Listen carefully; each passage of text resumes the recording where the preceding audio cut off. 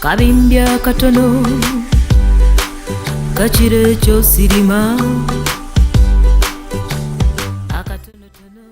Bandiziza nate basebo ne banyabo abampuliriza amanya gange nga bulijjo nze Rachel Nabudde omukungu wammwe abaweereza mu bendo lya Islam. Mulundi guno nzize n'ekibuuzo ekigamba nti tukoze tutya okukuuma era n'okuzza ekifaananyi ky'omusajja mu kifo kyakyo. Yabaffe ekifaananyi ky'omusajja kikyalina omugaso mu maka, mu nsi era ne mu ggwanga. Abasajja bakyafaayo kukuuma ekifaananyi kyabwe mu kitiibwa kyakyo. Tumanyi bulungi nnyo nti kampuni zonna ez'amaanyi bwe ziba nga ziteekateeka okukola ekintu ekipya zisooka kutuula ne ziteesa ne ziraba nti ekintu kye zigezaako okukola kirina omulamwa era kinabeera n'ettunzi. Ebyo nno bwe biggwa ne ziryoka zirowooza ku ndabika, akatiba ne langi y'ekintu ekyo kye zigezaako okukola. Bw'atyo ne Namugereka bwe yali nga tannaba kutonda muntu musajja, ekyo kye kyakolebwa. Anti wulira ebyali mu lukiiko. Tukole omuntu mu kifaananyi kyaffe, mu ngeri yaffe, tumuwe omukisa okufuga ensi nga muno mw'otwalidde ebiri mu bbanga, ebiri ku lukalu n'ebiri mu nnyanja. Bw'atyo omuntu omusajja bwe yatondebwa era n'aweebwa omukisa okufuga ensi, nga omukisa guno gusibiddwa mu kifaananyi kye era mu ngeri ye gye yatondebwamu. Kusinziira ku bye tumanyi, omukazi teyali omu ku bitonde ebyaweebwa omusajja okubifuga. Omusajja yaweebwa okufuga ebintu ebyatondebwa ebirala nga katugambe semutundu, engo, ennanda, ebintu byonna bye mumanyi, kalalankoma, ebikambo byonna byaweebwa omusajja okubifuga. Naye omukazi teyali omu ku bitonde ebyo, kubanga omukazi alina amaanyi mangi nnyo mu bulamu bw'omusajja. Omukazi yaweebwa omusajja okumwagala so si kumufuga. Omukazi yaweebwa omusajja oluvannyuma lw'ebbanga eddene ng'omusajja amaze okukola emirimu gyonna Katonda gye yamukwasa okukola, ng'amaze okuteekateeka ennimiro, ng'amaze okuteekateeka amaka, ng'amaze okutuuma amannya ebintu byonna Katonda bye yamuwa okufuga, ebimera ebiri mu nnyanja, ebiri ku lukalu, ebinyonyi, byonna omusajja yali amaze okubiwa amannya gaabyo. Omukazi n'alyoka ayingirawo. Kale nno omukazi kyajjanga kirabo ekyaweebwa omusajja bambi ng'amaze okukola emirimu egyo gyonna, ng'akooye, Katonda bwe yamusiima olw'awaka gy'akoze n'alyoka amuleetera ekirabo kino eky'omukyala. Abakazi tetwagala basajja. Abakazi kye tukola kwe kuwa ekitiibwa, naye ekitiibwa kino omusajja alina okukikolerera. Omusajja ng'amaze okutuukiriza biri Katonda bye yakola ki, bye yamusibiramu, omukisa gwe yamuwa okukola n'okulima era n'okuteekateeka ensi n'okugifuga. Kasita bino bibeerawo, omukazi akuwa ekitiibwa, naye bwe biba tebiriiwo nga tolina waaka, ekitiibwa ekyo ojja kuba nga tojja kukifuna. Omusajja okubeera ng'ajjudde aba alina okubeera naki, aba alina okufuna ekirabo kino. Kakati gwe bw'obanga omaze okukola ebintu byonna nga weebiri, naye ate n'obesigala mu kiwuubaalo, ate era naawe obanga toli musajja akoze eki, ajjudde, ekirabo kino kiba kirina okujja ne kituula mu bulamu bwo. Omukisa n'obuvunaanyizibwa obw'okufuga ensi tebyasibibwa mu mukazi ng'abamu bwe tulowooza. Ng'era ennaku zino abakazi bwe twefudde ebbereege ne twagala okubeera nti ffe tuli mu bukulembeze, ffe tuli mu bufuzi obw'ebika eby'enjawulo, naye nno nga kino ekikireese bwe musajja okubeera nti alagajjalidde ekifaananyi kye n'ekifo kye. Kakati omusajja bw'olagajjalira ekifaananyi kyo n'ekifo kyo, ojja kwesanga nti ono eyajjanga ekirabo ate yafuuse ensonga mu maka, mu ggwanga ne mu nsi. Kati ekintu ekyo njagala tukikole ki, tukyetegereze nnyo. Omusajja okukuuma ekifo kyo mu nsi, mu maka ne mu ggwanga kintu kikulu, era kirina bingi bye kitutaasa mu ggwanga era ne mu kutebenkera kw'ensi yaffe.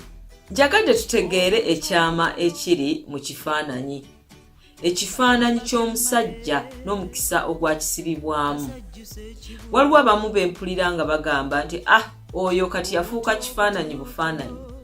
Olwo kiba kitegeeza nti musajja wattu oyo aba tatuukiriza ebyo ebigendererwa by'ekifaananyi kye, aba asigadde wali kukweraga bwerazi nti nno nange nina ebiraga nti nkola ki, ndi musajja. Mujjukire akatambi kali akaasooka bwe twayogera nti abaana abalenzi baba bakebera nga bakazaalibwa tebagamba kajja kubeera kasajja kubanga kalina bye katumbiza mu bbanga, yawe ne baga nti kana ajja kubeera musajja. Ekyo kifaananyi bufaananyi naye nga kirina ate ebirala ebikola ki, ebikigenderako. Bwe nali nga ntegeka essomo lino nayebuuza ku basajja abaali banninanyaawo nga njagala okumanya ddi lwe baatandika okufaayo ku ndabika yaabwe, ddi lwe baatandika okufaayo ku kifaananyi kyabwe. Banziramu bonna nga basa kimu ne bagamba nti nno baatandika okufaayo bwe baavubuka. Kakati nno nga balina nnyo okufaayo okulaba nti tebawunya lusu, basala ekirevu, sala ekimemeya balabike bulungi. Ne mbabuuza nti abaffe ekyabakozesanga ebyo kyali ki? Bonna bassa kimu ne baga nti nno abawala, nga baagala okusikiriza abawala. Kakati tuddeko emabega eri, omwana omulenzi ekifaananyi kye n'ekifo kye kirina we kiri. Naye kakati omwana avubuse atandise okulaba abawala, abasikiriza, abaleese n'awaka. Gwe omuzadde n'ogamba yi munnange weebale, mugira mubeerako awo mu kisenge ekyo nkibawadde mubeere awo. Kigambye nti nno ekifaananyi Katonda n'amuwa omukisa okufuga, okukola, alye ensi. Omwana ono tannaba kulagako yadde waaka yenna ku mmeeza wali we mulira ekyeggulo, tannaba kulaga waaka yonna mu firiigi tyoba ataddemu ku mata, tannaba kulaga waaka nti yaguzeyo ku busefuliya. Kyokka gwe omukkiriza atandike okuleeta munne mu nnyumba yo mwe musula. Mujjukire bajjajjaffe eri ewaffe gye twava nga omwana omulenzi kasita avubuka n'atandika okudoodoomera mu nnyumba, ng'abazadde bamugamba nti tojja kudoodoomera muno, tojja kumerera muno kirevu, muno temujja kubeeramu basajja babiri mu nnyumba muno. Genda wali nkuwadde akabanja oteme emiti, okole akasiisirako, weezimbire. Kuba akezimbira mpozi tekaba kato. Weezimbire. Omwana n'ava mu nnyumba n'adoodoomera mu nnyumba muli, n'atandika okutema olusuku lwe, n'atandika okusimba emmere, n'asimba emimwanyi. Kati bw'abeera mu nnyumba muli, olaba ekiwuubaalo bwe kimukwatiramu ng'alimu yekka, ekirabo kiri we kikola ki, we kijjira, n'aleeta ekirabo mu kasiisira ke. Naye ng'ali mu nnyumba muno ng'ali ne bazadde be, ekiwuubaalo kimukwatiramu kitya. Ekyo nno njagadde mukyetegereze. Omwana ono omulenzi alina okusooka n'akola, ne yeetongola, n'alyoka atandika okulowooza ku kufuna ekirabo. Njagadde mumanye nti ekifaananyi kikyukakyuka essaawa yonna nga bwe tuddayo ku kyokulabirako kya kampuni ya Apple. Ekifaananyi kyayo kizze nga kikyukakyuka mu mawulire bye tubakubako, emigabo ne gyambuka, emigabo ne gikka. Ekifaananyi kino ne kijja nga kikyukakyuka mu buli mbeera gye baba bayitamu. Kale nno n'ekifaananyi ky'omusajja kisobola okukyukakyuka, naye Apple kyekola teva ku mulamwa gwayo. Omulamwa gwayo kwe kukola ebyo ebisoomooza obwongo kulaakulanya omuntu. Ebisoomooza omusajja byo bingi, ate nga bino tebyakatandika kati, naye byava dda. Omusajja omuddugavu katuddeyo mu buddu, mumanye ebyaliwo mu buddu. Abasajja baffe ne babasiba obundooya, ne babakuba emiggo mu maaso g'abakyala baabwe, mu maaso g'abaana baabwe. Ekifaananyi ky'omusajja ne kijja nga kiseeseetuka mu maaso g'abakyala ne mu maaso g'abaana, nti ekitiibwa ekyandimuweereddwa nga bamulaba si mufuzi, tafuga, naye nga anyigirizibwa. Ekifaananyi ekyo kirina engeri gye kinaabuuka. Kale nno ekintu ekyo kubanga tolabangako ku bikolobero byakolebwa ku baddu, ku basajja abaddugavu, njagadde olabe, ogenda olabe firimu gye bayita Roots. Omusajja oyo Kinta Kunte yayita mu buzibu bungi nnyo, naye yaguma n'abuyitamu n'alwanirira ekifaananyi kye okusigala nti nno ajja kusigala nga musajja. Ebisoomoozo ebyo bijja kujja era bijja kulumba omugo omusajja, naye olina okulaba nti ekifaananyi kyo tekikyukakyuka. Kati nno njagadde era okwongera okutegeerera ddala amakulu agali mu kifaananyi. Waliwo omutambuze yajja mu nnyumba z'abajjajjaffe n'asanga nga batudde entende, n'abagamba nti omanyi bajjajjaffe baasinzanga Katonda, naye nga Katonda bamusinza mu biwagu nga tebamusinza wamu. nga basinzaayo katonda ow'ennyanja, katonda ow'enkuba, katonda ow'entalo, katonda owaki, naye ng'ate balinayo ne katonda oli atakola ki, atategeerekeka omunene. Kakati noono katonda atategeerekeka nga baba muzimbira ensiisira ennene ennyo era nga yeeke kasiisira akasinga mpozi tubugayita Masabo. Naye ono omutambuze bwe yajja nabaga nti ensiisira eri ennene gye mwazimbe ya katonda atategeerekeka, ffe katonda oyo tuzze naye afaanana bw'ati, alina enviiri ziringa muyonga gwa kasooli, amaaso ge ga kiragala, emibiri gwe olususu lwe lufaanana ng'olwaffe, era n'ekifaananyi kye kyekino.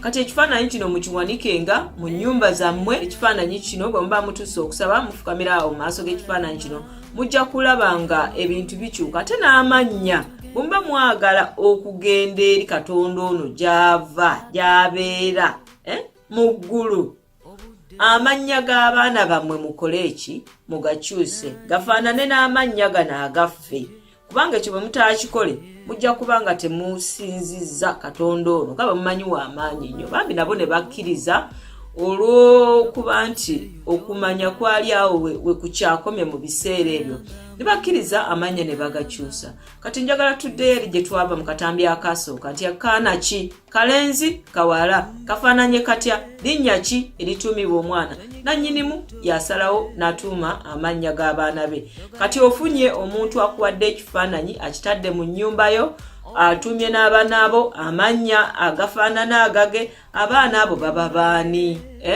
Ekintu ekyo njagala okyebuuze, ani abeera nannyinimu?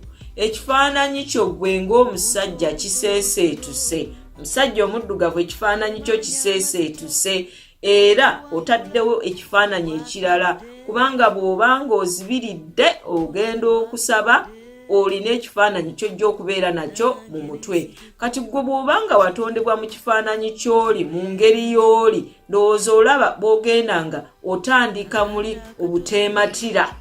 Ekintu ekyo njagala tukyetegereze era tukirondoole n'amaanyi, kubanga mulimu amazima ag'ebuziba. Mu kifaananyi mugiramu okufuga, kyekyo Katonda kyeyasibira mu kifaananyi kyaffe mu ngeri yaffe. Omusajja baakutonda Adamu n'eri kigambo maani ne Adamu, kitegeeza bw'onoogenda n'okinoonyerezaako, kitegeeza langi emmyufu.